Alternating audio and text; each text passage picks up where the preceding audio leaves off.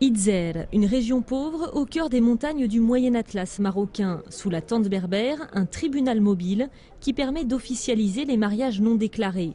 Abdelmalek et sa femme sont mariés depuis plus de 70 ans, mais jusqu'à présent, ils n'avaient aucun papier officiel attestant de leur union. Leur mariage, ils l'ont célébré de façon traditionnelle. On récite un verset du Coran, on fait une grande fête avec toute la tribu. On mange, on boit, on s'amuse.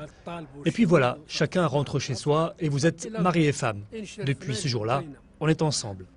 Objectif du tribunal, protéger les droits des parents, surtout ceux de la femme, ainsi que des enfants en cas de conflit, de séparation ou d'héritage.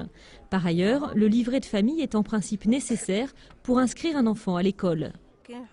Ça donne beaucoup de droits. Ma fille va grandir et elle aura besoin que les choses soient claires et officielles sur son père et sa mère. Et moi aussi, je veux prouver que je suis la femme de mon mari. Zhor a déjà un enfant, mais elle n'a que 17 ans. Or, depuis 2004, le nouveau code de la famille interdit, sauf exception, le mariage des mineurs. Si de nombreux couples expliquent que c'est l'enclavement ou le manque de moyens qui les ont empêchés d'officialiser leur mariage, certains indiquent également que l'épouse était encore mineure. Pour les juges, ces cas sont difficiles à gérer. Ils se marient dans les villages selon la loi coutumière, puis au bout d'un an ou deux, ils demandent la légalisation de leur mariage. Le juge est mis devant le fait accompli.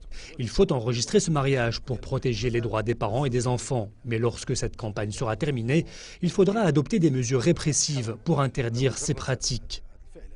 Le mariage des mineurs est encore pratiqué dans ces régions enclavées et démunies, et seul un véritable développement permettra d'y mettre fin. En attendant, la justice tente de s'adapter. Le tribunal continuera de parcourir l'ensemble du royaume jusqu'en 2014. Au-delà de cette date, les mariages coutumiers ne pourront plus être régularisés.